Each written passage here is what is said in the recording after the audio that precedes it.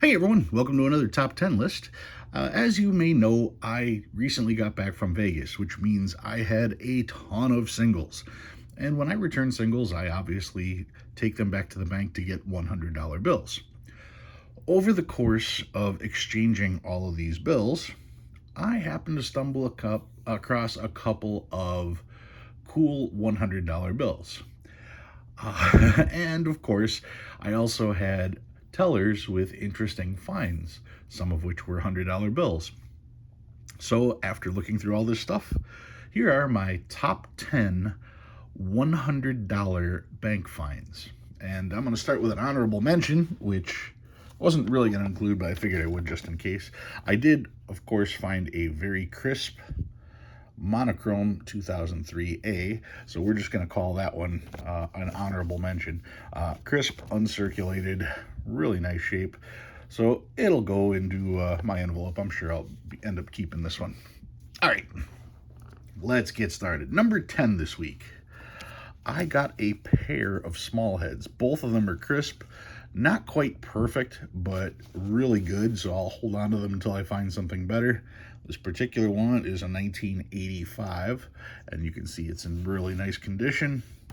Look at the back on this one, slightly off cut, so that's a bummer.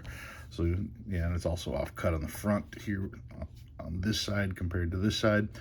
But still, to find a crisp 1985 small head and a crisp small head from 1977. This one is actually really nice for what it is. I'm not going to send it grading. It's a little bit heavy on the bottom compared to the top.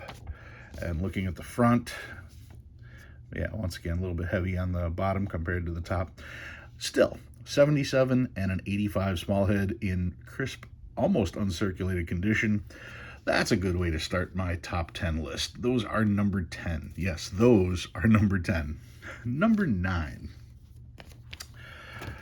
I got a, see if it'll focus, series of 2009 A $100 bill. Now this one's been circulated, but it is a star note. And let's see, what do I got for 2009 A? I checked the print run on it, and the print run means it was a normal print, one of 3.2 million. So I don't think there's any additional value there, but it's still always cool to find a star note.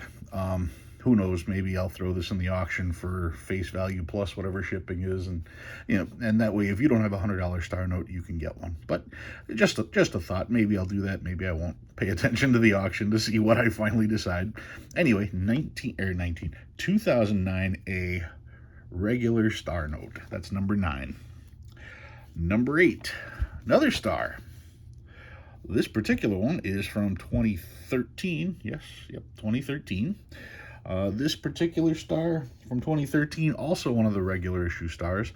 Once again, with stars, I don't know if there's a whole lot of additional value on the regular issues. On the shorter issues, the shorter prints, I can see there being additional value. But stuff like this is always neat to find, and if you can afford it, need to hold on to at least one of these. So that one is number 8, the 2013 star note. Number 7. They get better, believe me. This is also a 2013, but this is from a different print run. This print run star note, let's see, where is it on here? 2013. This one came from a short print. This particular one, unfortunately, does have a crease in the middle, has been folded. You can see that right there. This particular one did come from a short print run of only 384,000. So much tougher star note to get than the previous ones. A short printed star note, but this one you can see it's got a folded corner. This one has seen some circulation. Better than a 20, that's for sure, but not crisp uncirculated. Still crisp, just not uncirculated. One of 384,000, much better than a 1 out of 3.2 million. That one is number 7. Number 6, I found a monochrome star note. And unfortunately, this one has some type of stain right on his face. That's too bad, because the rest of the note is pretty crisp. Not perfect, but the rest of the note is still fairly good. Too bad about the stain. Anyway, this particular one, with the star. You can see this one is from the series of 2006. A 2006 star note. This particular one was out of the regular print runs, so it's 1 out of 3.2 million, but it's a star, and finding older stars like this is getting a little tougher. Like I said, too bad about the staining on his face. I don't know if I'm keeping it or not. I don't know if there's any additional value, but it's still a fun find, that's for sure. That's number 6. Number 5. I have 1, 2, 3 of these. Number 5. This is from 1950A, and I want to check my notes. 1950A, and these particular ones, let's see, are all from Chicago. G, G, and G, and this one, of course, has a partial teller stamp on it. If there was a strap here and they went to stamp it, you can see how they got it on there. Pretty sure that's teller stamp. Yep. The cool part about these, they're not sequential, but they're so close. This one is 277, 266, and this is 271. So they're not consecutive. They're just in decent shape. And it's too bad about this here, because if it wasn't for that, this note would be in really good shape. The rest of them are okay. The rest of them are all right. Fairly crisp, a little bit dark. I didn't see any major creases on these. But to see 1950A coming from a bank, from circulation, like I said, that's pretty much the biggest problem. Let's look at the back. This one's got a little bit of dirt here, but I'm not seeing any major creases or folds. This one here, also a little bit of dirt. And this one, again, a little bit of dirt. Now, the other thing is that with those numbers being that close, that tells you that they weren't really circulated that much. I mean, for these to still be that close, whoever got them originally kept them fairly close together. To me, it looks like somebody probably got these notes and put the money in a safety deposit box and just let it sit there. And somebody finally decided to spend some of them, and that's how these came about this way, because they are so close together after 74 years. So that's pretty impressive. 74 years old for these 3 notes. Probably never seen a cash register. Anyway, those 3 notes there, the 1950 AG notes. I checked the book, and the book on these notes says they're, even in a 20, they're roughly face value. If they're choice uncirculated, you're talking $225. They're most certainly better than a 20. I don't know if they're choice uncirculated, but I'm sure there's a little bit of value on these notes. That's number 5. Number 4. This is a 1950, and it's from New York. So a B series note from the 1950 series, not a 1950B, but a 1950 New York note. Starting with a couple zeros, no big deal there. Also a note in really nice shape. I'm not going to call it crisp uncirculated, but it does. Yeah, it does have a slight crease here. Overall, for what it is, it does have a center crease too. The more I look at it, yeah, you can see has been circulated a little bit. Probably a little better than a 20 though. Probably 25. You can see along the top the ridges like that. So we're talking for a 1950 out of New York. Just looking it over pretty good here. In a grade 20, this would be about 125, and at choice uncirculated, you're talking 275. I don't think it's choice uncirculated, but you know something? I don't think it's just a 20 either. So that's your range on this particular one, 125 to 275. That is number 4. Number 3. These are pretty cool, if I remember correctly. These are both from the series of 1950. They're both Chicago. And these look like they've seen a little bit more circulation than the others, but still easily in that grade 20.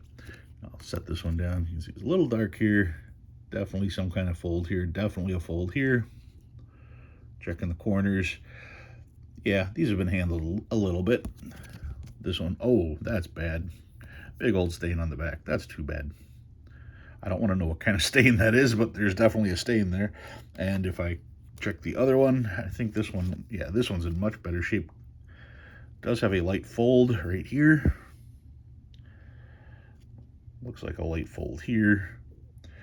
but overall in much better shape than the other note. Still, these two notes here are pretty nice. What are we talking for value on these? 1950 from Chicago. That would be, oh, the other thing about these is these are both mules. It says mules have the number on the back, this plate number here that I don't know if it's going to focus because it's so small. These two plate numbers here, get it real close and then zoom out and see if it picks it up. Anyway, those two plate numbers, if they were 112 or lower, that identifies these as mules, and I believe they're both plate 102. So yeah, they're both mules. That puts these in the 125 range at a 20, and these are 275 in uncirculated. So that's your range there, 125 to 275 on the pair of mules. That is number 3. Number 2. Yeah, all these came from one bank. All these that I have in the holders anyway. 1934, this one's from Atlanta. 1934 $100 bill, found in circulation. Really good shape on this. I mean, it's circulated, but I mean, we're talking a bill that's 90 years old. Does have a little crease there. 90-year-old note found at the bank. I mean, that, I say 1934 all the time thinking that's not old because the 1928s are the first one, but a 1934, that's 90 years old now. That's how old that is. This one does have a little bit of red. I think that's, it looks like a teller stamp that may have bled onto the note, so there's a little bit of inking there. This 1934 from Atlanta books out at 135 as a 20 and 275 if we're talking choice uncirculated. It's certainly not choice uncirculated, but I mean, I think it's nicer than that 20, that's for sure. So definitely a fair range between that 135 and 275 range. That is number 2. And finally, number 1. This is a 1934B. Okay. You want to talk about short print runs? Well, actually, I didn't even mention this, so let me back up 1 second. The 1950A, here we go. 1950A from Chicago. These, even though they're not stars or anything, were still from a short print run. In fact, these were out of a print run of only 864,000. So here's 3 of those 864,000. And even with that, like I said, in a 20, these start off at face value and go up to 225. Okay, so back to number 1, because this one, like I said, that 1934B, this happens to be from Kansas City. This also is from a short print run, but a 1934 short print run is a little bit more, exciting. This came from a print run of only 384,000. So you're talking the entire print run of this was the equivalent of a short printed star note in most cases. In fact, the short printed star note here, I believe, had the same print run as this note as a regular issue. Even with that being said, this note starts off at about, in a grade 20, is $150. And if it was uncirculated, you're talking $375. Now, looking at this one, it looks like it does have the strap fold across the top where they put the straps together. It does have a little bit of that inking on it as well. Looks like it was just a wetting transfer from another teller stamp. It does have a crease there. A little bit of inking here on the top as well. Got that stain there. Easy to pick it apart, but realistically, we're not talking an uncirculated note. We're talking a circulated note. And for being a circulated note, there are no heavy creases or folds in any of the important parts. It looks like that's just the heaviest one right there in the corner. This one is, like I said, $150 as a 20, $375 choice uncirculated. So these were all bank finds while I was trading in singles. So, yeah, I happened to get all these for face value. The downside is that there is, $1,700 here. So, yeah, over $1,700 here. And I just can't really pull $1,700 out of my budget. But I did set it aside so that I could show you guys. Like I said, maybe some of these will end up in the auction. If there's no interest in some of the stuff, I'll probably just send it back in circulation. I know I'll be keeping one or two of these, but I just wanted to share with you guys some of the neat stuff I found while returning singles. All right, guys, if you learned anything new, go ahead and hit that like button. If you like what you see and you want to see more, please subscribe. Love reading all your comments. Thanks for watching. I'll see you next time.